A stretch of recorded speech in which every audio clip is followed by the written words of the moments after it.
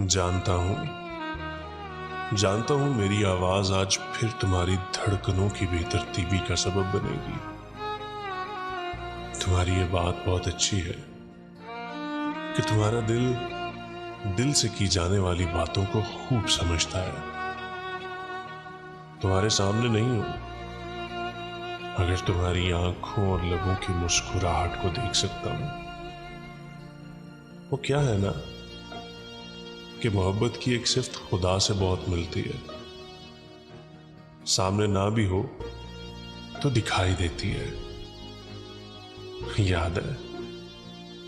याद है मेरे प्रपोजल पर तुमने कहा था सोचूंगी। पता है, लड़की जब किसी प्रपोजल के जवाब में कहती है ना कि सोचूंगी, तो वो बहुत पहले सोच चुकी होती है। बस अपनी सोच को हकीकत में ढालने के लिए थोड़ा वक्त लेती है। अपने वक्त से बाहर निकलो। मेरी जिंदगी की सुइयों को अपने वक्त के हिसाब से तरतीब दो, ताकि मेरी जिंदगी चल पड़े।